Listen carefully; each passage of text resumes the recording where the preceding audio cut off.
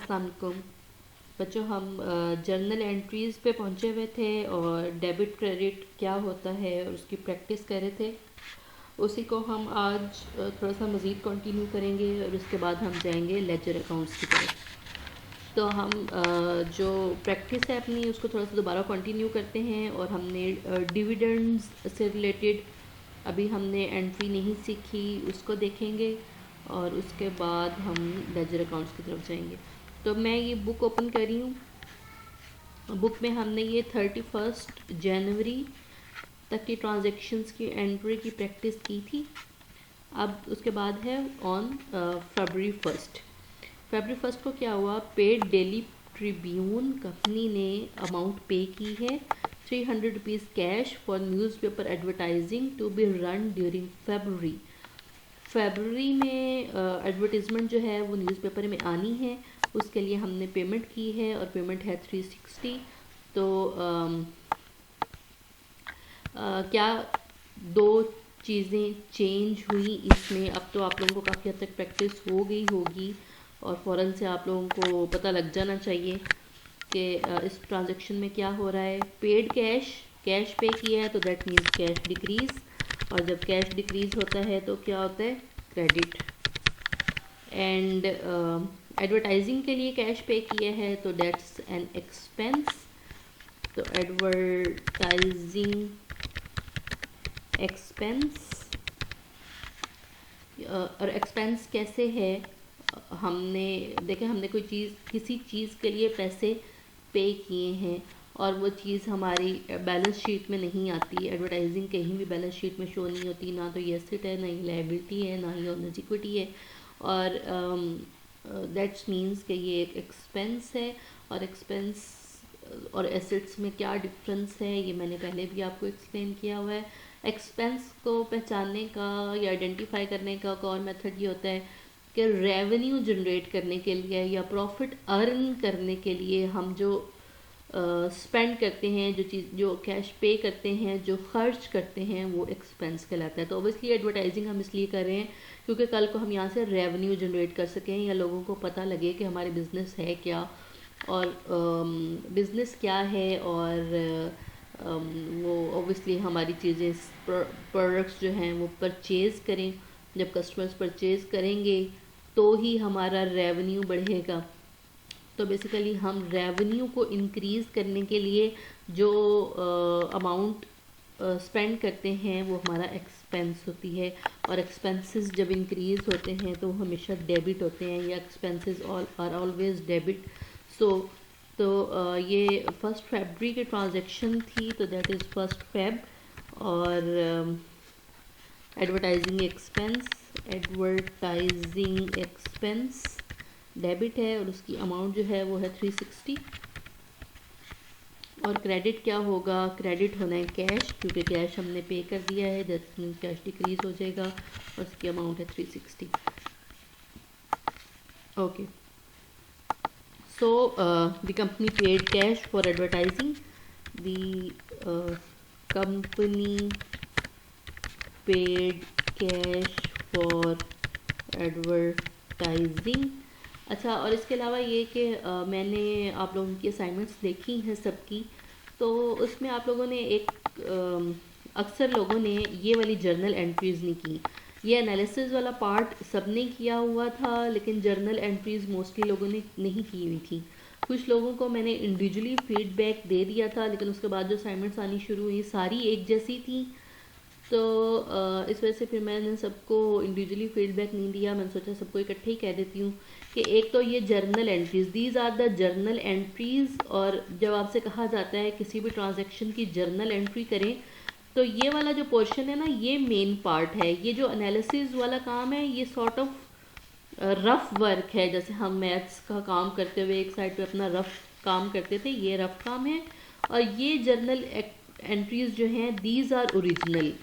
तो बेसिकली ये आप लोगों ने करनी है। आप लोगों की असाइनमेंट में मोस्टली लोगों ने इस साइड वाला पार्ट किया हुआ था जो कि रफ वर्क था, लेकिन ये वाला मिसिंग था। तो जब आपसे कहा जाए कि आप जर्नल एंट्रीज़ करें तो आपने इस तरह की एंट्रीज़ करनी है, तो ही आपका वो जो है जर्नल एंट्री सही कंसीडर होगी। ये एनालिसिस आप जितना मर्ज़ी अच्छा कर लें, लेकिन जब आपने ये जर्नल एंट्री नहीं की तो दैट मीन्स आपको उससे कोई नंबर नहीं मिलेगा या आपका जर्नल सही नहीं माना जाएगा। और जर्नल के फॉर्मेट में अब कुछ लोगों ने जर्नल के फॉर्मेट में ये मिस्टेक की थी। अगेन, अब एक बच्चा कर लेता है तो सारे उसकी कॉपी करते हैं बगैर ये देखे कि हम सही कर रहे हैं या गलत कर रहे हैं। एक बच्चे ने एक लाइन में लिखा हुआ था एडवर्टाइजिंग एक्सपेंस, आगे उसकी अमाउंट, उसके आगे ये जो कैश है इसको यहाँ लिखा हुआ था इसके साथ ही, और ये वाली अमाउंट कहीं इधर इस साइड पे लिखी हुई थी, मीन्स फॉर्मेट गलत था। तो मैंने उस बच्चे को बताया कि आपकी इसका फॉर्मेट गलत है, आप उसको एक दफ़ा दोबारा से देखें। तो please this is the format of journal और उसको फॉलो करना ज़रूरी है। ओके, उसके बाद नेक्स्ट ट्रांजेक्शन पे जाते हैं। नेक्स्ट जो ट्रांजेक्शन है दिस इज़ February 2, परचेज डेडू एडवर्टाइजिंग। एक और एडवर्टाइजिंग हमने परचेज की है किसी और कंपनी से, उसने भी फरवरी में ऑन एयर आना है। द कॉस्ट वाज 470, कॉस्ट 470 है। पेएबल, यहाँ हमने कैश पे नहीं किया। कैश पे नहीं किया तो इसका मतलब है ये कंपनी पे एक लायबिलिटी है। और लायबिलिटी कौन सी है, हमने इसके लिए कोई नोट साइन नहीं किया, लिहाजा नोट पेएबल नहीं होगा बल्कि अकाउंट्स पेएबल होगा।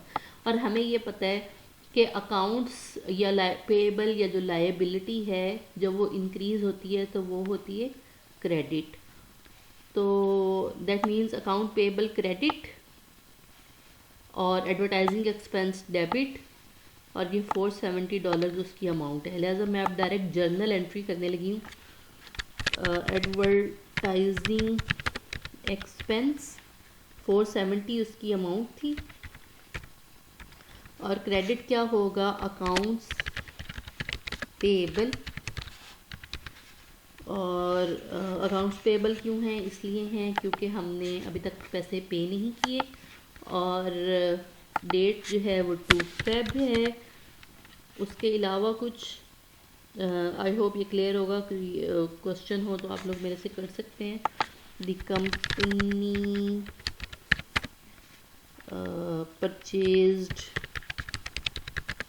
एडवर्टाइजिंग ऑन अकाउंट, मीन्स अभी हमने अमाउंट पे नहीं की। सो मैंने अब डायरेक्ट जर्नल एंट्री की है आप लोगों को ये दिखाने के लिए कि जर्नल एंट्री डायरेक्ट भी हो सकती है। ये आपका रफ वर्क है, ये आपने एग्ज़ाम में नहीं करना। एग्ज़ाम में आपने सिर्फ ये जर्नल एंट्री करनी। आई होप आप लोगों को क्लियर होगी बात कि मैं क्या कहना चाह रही हूँ। उसके बाद नेक्स्ट ट्रांजैक्शन है this is February 4, purchase various shop supply. अब हमने शॉप सप्लाईज परचेज की हैं such as grease solvents from Capa, ये एक और कंपनी है। Cost was 1400, due in 30 days। Okay, तो ये ड्यू है इन 30 days, और these supplies are expected to meet the company's needs for 3-4 months। तो हमने ना एक डेफिनेशन की थी एक्सपेंस की और एसेट्स की। एक्सपेंस मैंने आपको आसान पास में कहा था कि एक्सपेंसेस जो हैं वो मोस्टली वो चीज़ें होती हैं जो हमने एक महीने में यूज़ कर लेनी होती हैं। जैसे मैंने आप लोगों को एग्जांपल दी थी कि घर की ग्रॉसरी है जो हम हर महीने करते हैं, या सब्ज़ी परचेज़ कर ली, या मटन आप लोगों ने अक्सर लोगों ने एग्जांपल में लिखा हुआ था, तो वो सारे एक्सपेंसेस हैं। लेकिन ऐसी सप्लाईज़ जो 3 to 4 months चलनी हैं, ये ऐसी चीज़ें जो 3 to 4 months चलनी हैं, तो इसका मतलब है कि ये एक्सपेंस नहीं है, ये एसेट है। तो सप्लाईज़ जो हैं ये एसेट है, और उसने एसेट परचेज़ किए हैं लेकिन अभी तक अमाउंट पे नहीं की, कैश जो है वो पे नहीं किया, that is means liability. Due in 30 days ये बात बताता है कि अमाउंट पे नहीं की। अब आप लोगों को ये स्टेटमेंट पढ़ के अगर नहीं समझ आ रहा कि यहाँ कहाँ लिखा हुआ है कि उसने पैसे पे नहीं किए, तो आप इसको दोबारा एक दफ़ा गौर से पढ़ें। परचेज्ड वेरियस शॉप सप्लाईज, बहुत सारी चीज़ें परचेज़ की हैं from kappa auto parts. The cost was 1400, इसकी जो कॉस्ट थी सप्लाईज की वो 1400 थी। ड्यू इन 30 days, ड्यू का मतलब होता है आपने अभी पे करना है। जैसे हम कहते हैं ना कि ये अमाउंट आप पे ड्यू है, ये अमाउंट आप पे उधार है, तो ड्यू या अकाउंट, ऑन अकाउंट, ये वर्ड्स जो हैं ये शो करते हैं कि कंपनी के लिए लायबिलिटी है। So this is accounts payable 1400 और शॉप सप्लाईज जो है ये कंपनी का एसेट है। एसेट इंक्रीज़ हो गया है क्योंकि हमने ओबियसली शॉप सप्लाईज परचेज़ की हैं, तो shop supplies will be debit और जो अकाउंट्स पेएबल हैं that will be credit. Shop supplies उसकी अमाउंट जो है वो है 1400 और क्रेडिट क्या होगा, अकाउंट्स पेएबल। अकाउंट्स पेएबल जो है वो क्रेडिट हो जाएगा और वो है 1400। ओके, तो आई होप ये आप लोगों को क्लियर होता जा रहा होगा, और अगर कोई क्वेश्चन हो तो आप लोग पूछ सकते हैं। The company purchased shop supplies.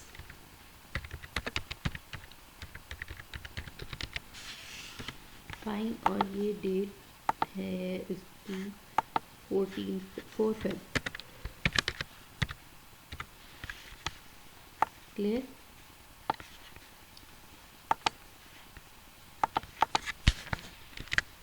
उसके बाद नेक्स्ट ट्रांजैक्शन देखते हैं। नेक्स्ट ट्रांजैक्शन जो है, collected 4900 cash for repairs made two vehicles of airport shuttle service. This is important. Collected means company ने कैश कलेक्ट किया है या कंपनी के पास कैश आया है। तो कंपनी ने कैश कलेक्ट कर लिए, दैट मीन्स कैश इंक्रीज़ हो गया है। अब ये कैश क्यों इंक्रीज़ हुआ है? For repairs made two vehicles, कि हमने किसी की गाड़ी ठीक की थी, रिपेयर किसी की व्हीकल को रिपेयर किया था, तो उसकी वजह से हमारे पास कैश आया है। अब हमने किसी एसेट को सेल नहीं किया, जैसे हम पहले पढ़ रहे थे कि लैंड सेल कर दी, बिल्डिंग सेल कर दी। तो जब हम एसेट को सेल करते हैं तो उसकी ट्रांजैक्शन और होती है, लेकिन इस केस में हमने कोई एसेट सेल नहीं किया। इस केस में कंपनी ने कोई सर्विस दी है, किसी की गाड़ी रिपेयर की है और उसके बदले उसको अमाउंट मिली है। तो ऐसी अमाउंट जो कोई हम प्रोडक्ट या सर्विस सेल करके कमाते हैं वो कंपनी का रेवेन्यू होता है। अब जैसे आप लोगों ने, कुछ लोगों ने जो फाइनेंशियल ट्रांजैक्शंस लिखी थी उसमें एक आध बच्चे ने ये भी लिखी थी कि हमने कोई चीज़ सेल की, जैसे कोई कपड़े या शूज़ सेल किए तो उसके बदले में हमें ये कैश रिसीव हुआ। तो वहाँ पे क्लॉथ्स एंड शूज़ को क्रेडिट कर दिया क्योंकि वो एसेट थे और एसेट डिक्रीज़ हो गया था, तो इस वजह से वो क्रेडिट हो गया था, और कैश जो है वो डेबिट हो गया था क्योंकि कैश रिसीव हुआ था। लेकिन ये केस डिफरेंट है। इस केस में कोई एसेट डिक्रीज नहीं हो रहा बल्कि रेवेन्यू अर्न करी है कंपनी ने, कोई चीज़ कमाई है, ये उसकी इनकम है। इनकम नहीं इसको कह सकते, रेवेन्यू कह सकते हैं, क्योंकि इनकम तब होती है जब रेवेन्यू में से हम एक्सपेंसेस को माइनस करते हैं तो उसके बाद इनकम आती है। लेकिन फ़िलहाल ये यहाँ पे रेवेन्यू है, और रेवेन्यू की पहचान क्या होती है? रेवेन्यू को रिकॉग्नाइज करने के लिए हमने ये देखना होता है कि हमने कोई सर्विस दी है या कोई प्रोडक्ट सेल की है, तो उसके केस में जो हमें कैश मिलता है वो रेवेन्यू कहलाता है। सो कैश इंक्रीज हुआ है, कैश डेबिट और रेवेन्यू जो है उसके बारे में रूल मैंने आपको बता दिया था कि रेवेन्यू जो है वो हमेशा क्रेडिट होता है। ये रूल हमने यहाँ लिखा भी था कि जब रेवेन्यू इंक्रीज होता है तो वो क्रेडिट होता है। सो मैं डायरेक्ट इसकी जर्नल एंट्री करने लगी हूँ, और क्या हुआ है, कैश इंक्रीज हुआ है लिहाजा कैश डेबिट हो जाएगा और रेवेन्यू जो है वो क्रेडिट हो जाएगा। और उसकी अमाउंट जो है वो कितनी है? अमाउंट इज़ 4980 4980 और 15 फेब डेट है। पहले मैं अमाउंट एंटर कर देती हूँ 4980 और 15 फेब इसकी डेट है। और अब इसकी एक short statement, the company earned revenue.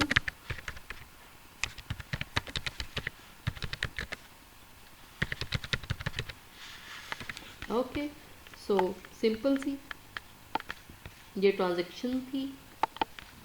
I hope ये आप लोगों को क्लियर होगी। उससे नेक्स्ट पे चलते हैं। नेक्स्ट जो ट्रांजैक्शन है वो है फरवरी 28 बिल्ड। अब हमने किसी को बिल दिया है, और हम किसी को बिल कब देते हैं? जब हम कोई चीज़ उसको सेल करते हैं और उससे पैसे लेने होते हैं तो उसको पहले बिल बना के देते हैं। इस वजह से ये बिल्ड है। बिल्ड, हमने किसी को बिल भेजा है।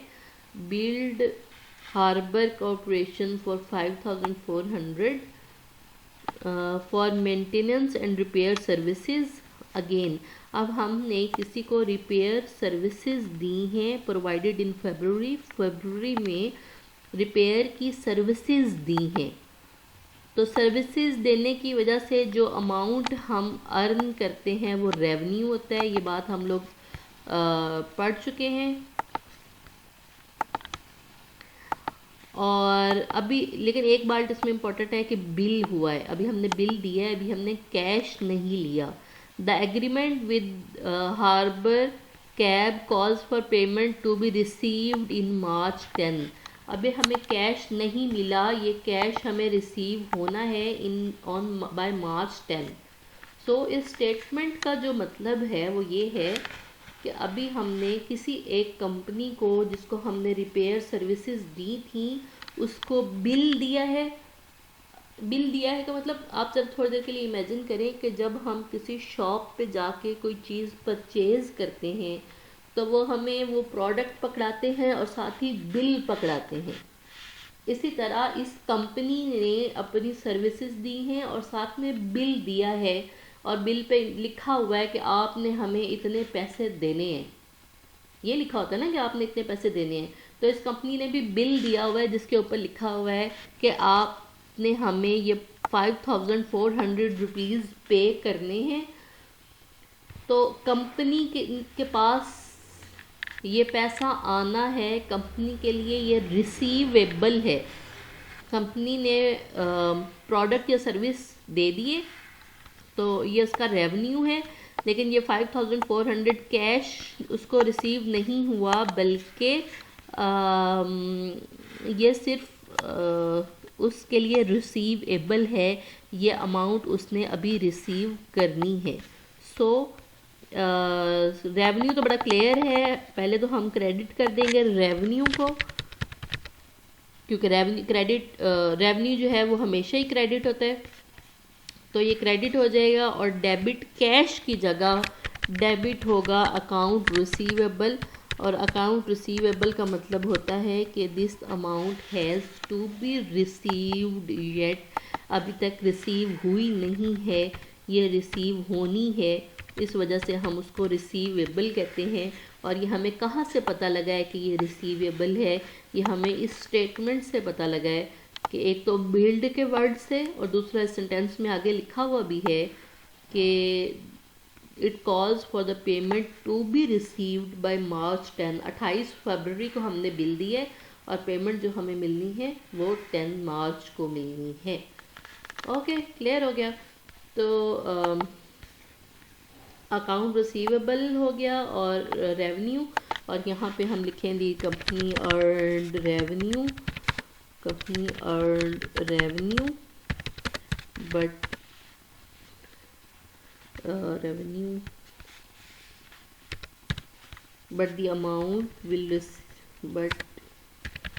the amount will be received later। आसान अल्फाज में लिख देते हैं। ओके, तो आई होप ये क्लियर हो गया होगा और इसमें कोई कन्फ्यूजन वाली बात नहीं है। और अगर ना समझ आइए तो आप लोग मेरे से बाद में पूछ सकते हैं। Next transaction is paid employees wages earned in February 49,000। ये पहले हमने इस तरह की है। पेड है तो इसका मतलब है कैश डिक्रीज हो जाएगा, और वेजेस पे की हैं तो ये वेजेस एक्सपेंस या सैलरीज एक्सपेंस बन जाएगा। और एक्सपेंस जो है वो हमेशा डेबिट होता है। वेजेस और सैलरीज एक्सपेंस, और कैश डिक्रीज हो जाएगा तो कैश इज़ क्रेडिट। और अमाउंट हमने नहीं देखी थी, अमाउंट मैं देख देती हूँ। अमाउंट जो है वो है 4900।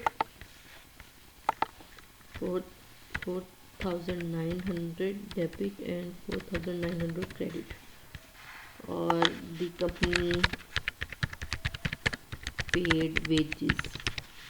सो क्लियर, ये तो बड़ी सिंपल सी चीज़ थी। डेट्स दोनों के साथ नहीं डाली। ये 28 फेब की है और उससे पहले वाली जो थी वो भी 28 फेब की थी।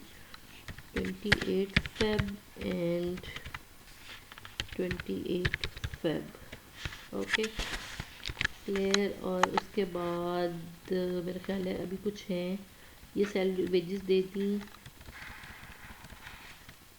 यहाँ पे अभी कुछ और भी हैं, यूटिलिटी बिल्स, ये 2-3 ट्रांजेक्शन्स और हैं, ये आपने मैं अच्छा चलें कर लेते हैं ये भी। अब रिसीव्ड, अब अगेन हमने रिसीव किया है 1600 utility bill recorded, sorry not received, recorded. ये बिल आ गया जनाब हमारा 1600 का, लेकिन अमाउंट जो है वो हमने अभी पे करनी है ऑन 15 मार्च, क्योंकि हमारा इस ड्यू का वर्ड दोबारा आ गया। मैंने कहा ड्यू मीन्स अभी हमने पे करनी है। तो that is utility bill expense.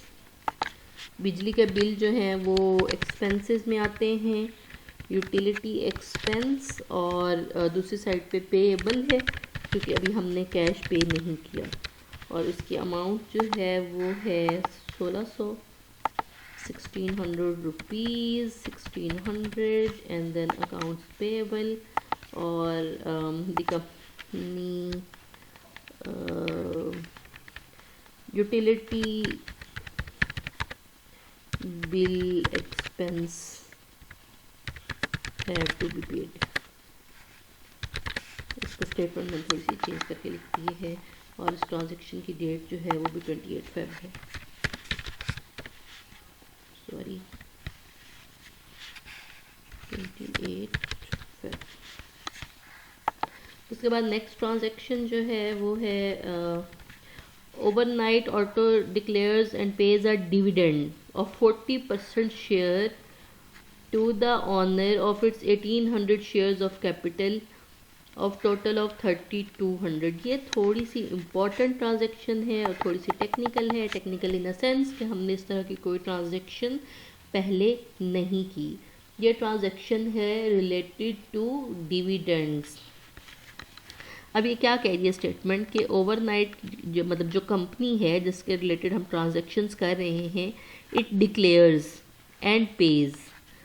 इसने पहले डिक्लेयर किया है, मींस अनाउंस किया है या ऐलान किया है कि हम अपने शेयर होल्डर्स को डिविडेंड्स देंगे। अब डिविडेंड मैं आप लोगों को क्लास में पहले एक्सप्लेन कर चुकी हुई हूँ कि डिविडेंड क्या होता है। Dividend is the amount of profit, some percentage of profit जो हम शेयर होल्डर्स में डिस्ट्रीब्यूट करते हैं।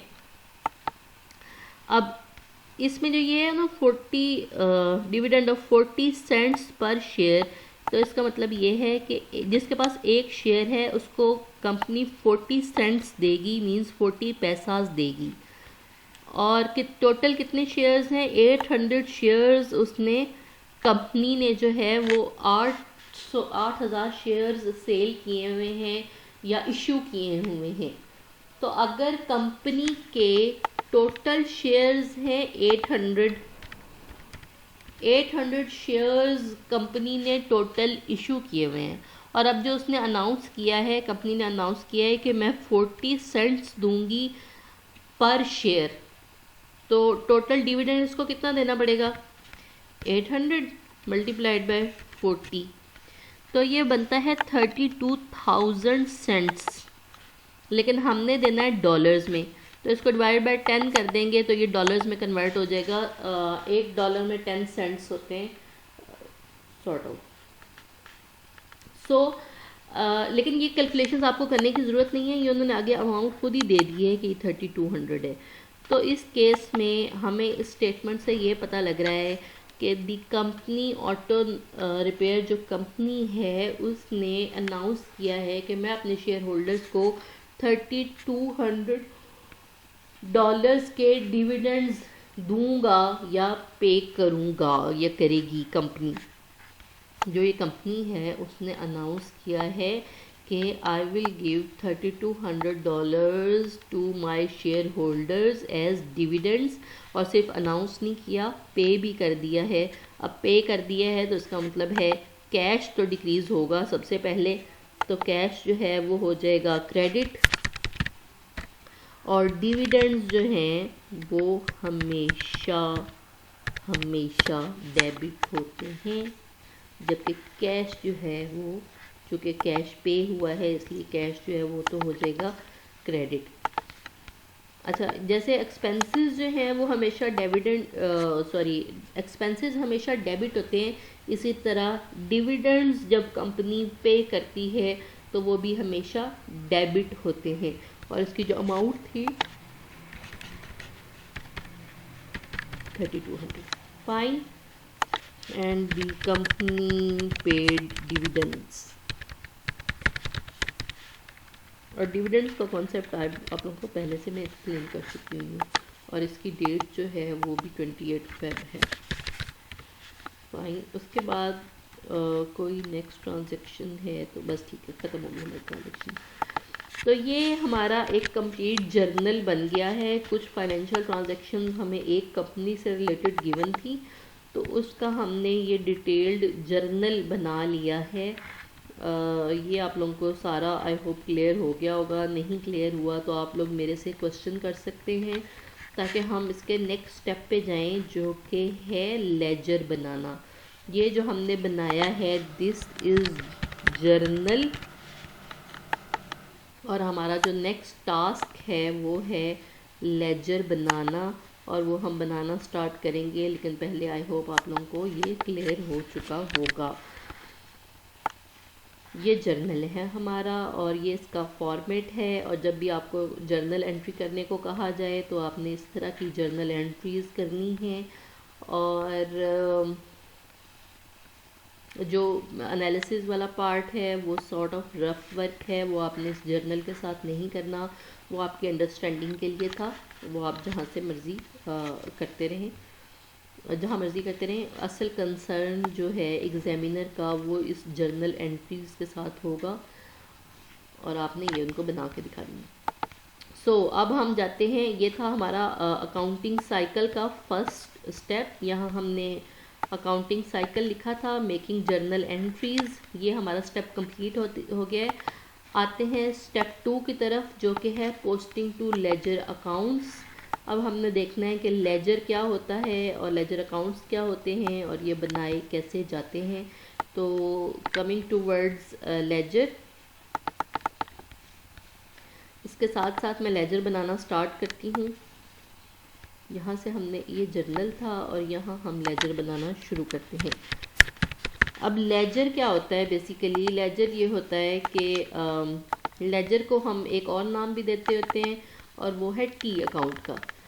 तो बेसिकली इसका जो फॉर्मेट है ये टी की शेप का होता है लेजर। मैं आपको यहाँ पे बना के एक दिखा देती हूँ इसका फॉर्मेट।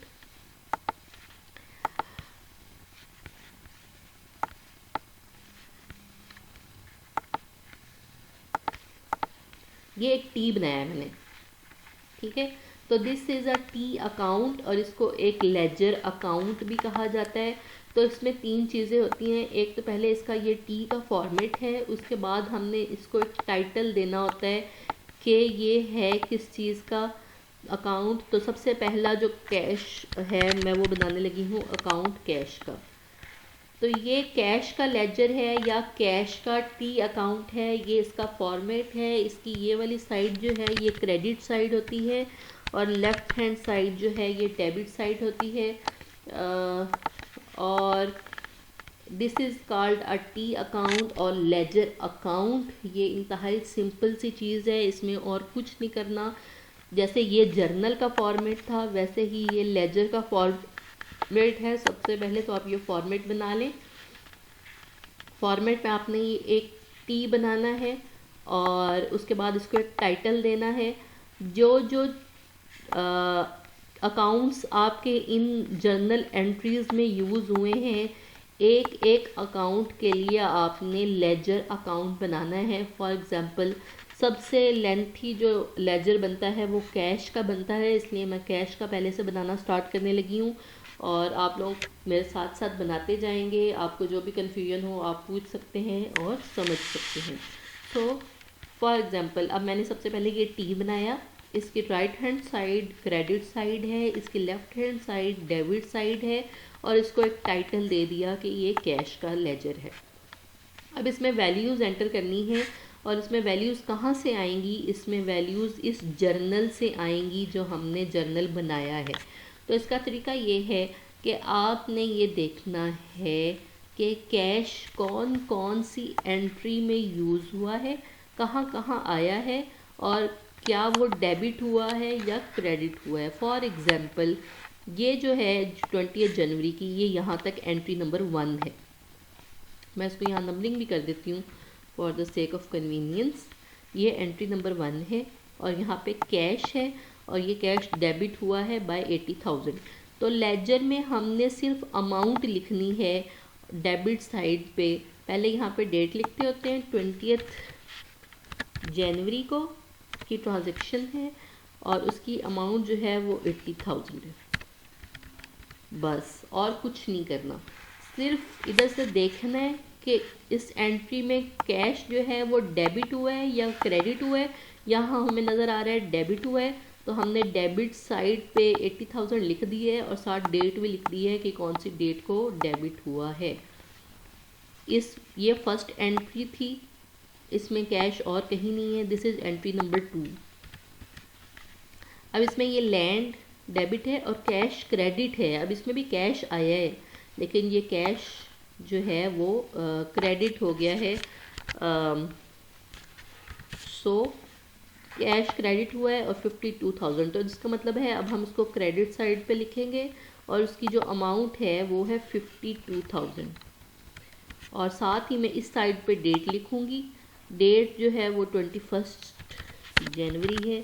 ये डेट कहाँ से आई है, ये वाली डेट है जिस डेट की ये एंट्री थी। बस क्लियर हो गया है, बहुत सिंपल सा है। लेजर बनाना कोई मुश्किल काम नहीं है।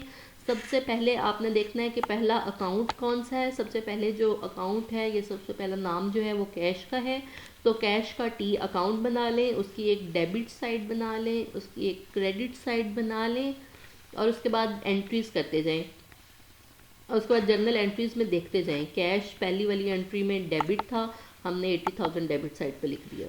दूसरी एंट्री में कैश जो है वो क्रेडिट हो रहा है तो हमने क्रेडिट साइड पे लिख दिया है। थर्ड एंट्री ये है, इसमें कैश देखते हैं, इसमें भी कैश क्रेडिट हो रहा है और अमाउंट इज 6,000, तो हम क्रेडिट साइड पे एक 6,000 और लिख देंगे और डेट जो है वो 22 जनवरी है, तो दैट इज़ 22 जनवरी। क्लियर। उसके बाद जो नेक्स्ट है, this was the entry number 3। अब एंट्री नंबर 4 यहाँ से स्टार्ट हो रही है। इसमें कैश देखते हैं, tools equipment and accounts payable. इसमें कैश का कोई जिक्र नहीं है, लिहाजा हम इसमें नहीं कर सकते कुछ भी। फिर ये एंट्री नंबर 5 है, accounts receivable and tools and equipment. इसमें भी कैश का जिक्र नहीं है। नीचे जाते हैं, एंट्री नंबर 6 में कैश है और कैश जो है डेबिट हो रहा है और अमाउंट इज़ 600 26 जनवरी को।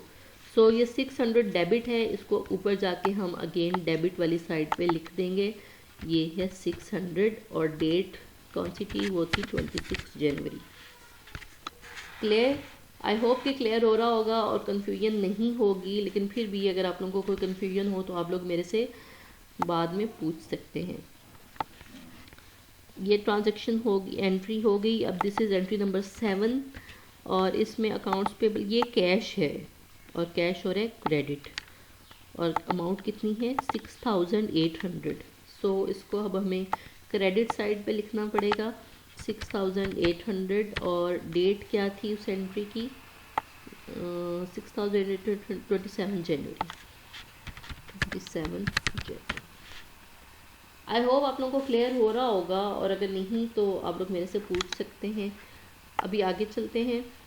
ये ट्रांजैक्शन नंबर 8, हाँ इसमें भी कैश है और ये कैश हो रहा है डेबिट, तो अब डेबिट साइड पे बना देते हैं। 2200 डेबिट ओके, डेबिट साइड पे लिख देते हैं 2200 और डेट क्या थी, 2200 है, डेट है 31 जनवरी।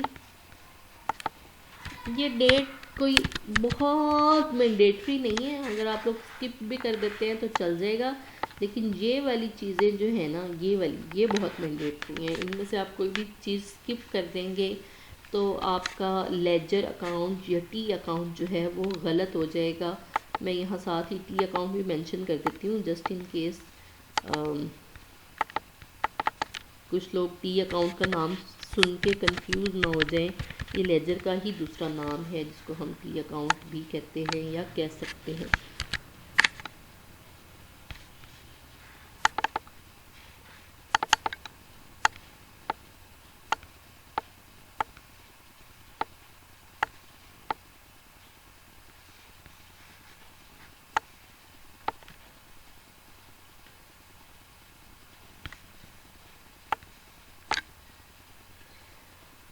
ओके, तो हम पहुंच गए थे कहाँ तक, ये हम साथ साथ नंबरिंग करते जा रहे हैं। ये एंट्री नंबर 8 की हमने कर ली। अब ये दिस इज फाइनेंशियल ट्रांजेक्शन 9 और इसमें कैश हो रहा है क्रेडिट और अमाउंट इज़ 1200, तो इसको हम क्रेडिट साइड पे लिख देंगे 1200। और साथ में डेट देखनी थी वो हम देखना भूल गए। ये 1200 जो है ये क्रेडिट हो रहा है ऑन 31 जनवरी, तो हम यहाँ लिख देंगे 31 जनवरी, सॉरी,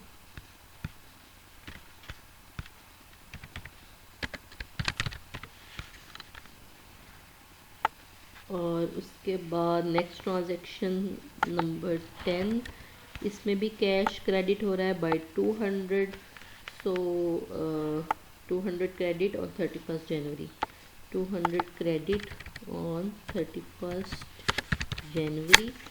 नेक्स्ट आगे चलते हैं, ट्रांजैक्शन नंबर 11 में भी कैश क्रेडिट हो रहा है और वो है अमाउंट इज़ 360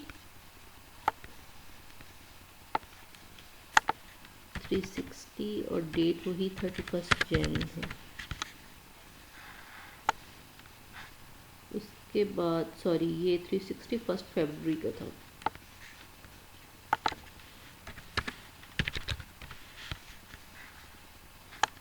नेक्स्ट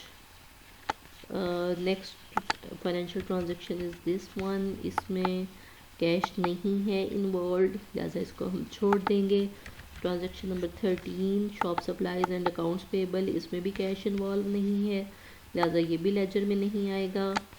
फिर दिस इज़ ट्रांजैक्शन नंबर 14, इसमें कैश है और ये कैश हो रहा है डेबिट और अमाउंट जो है वो 4980 और डेबिट साइड पे, और डेट जो है वो है 15 फेब 4980 और ये है 15 फेब।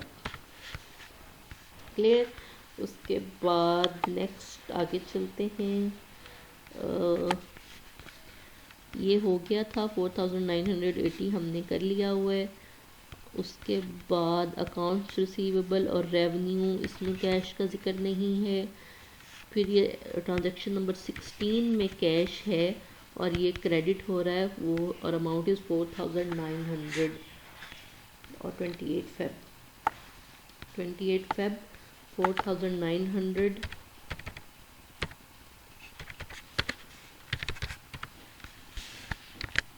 क्लियर। उसके बाद नेक्स्ट आगे चलते हैं।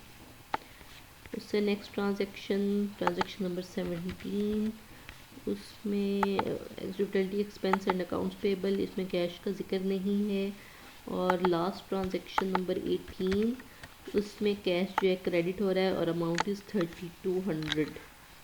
ओके, कैश इज़ 3200 और 28 फेब।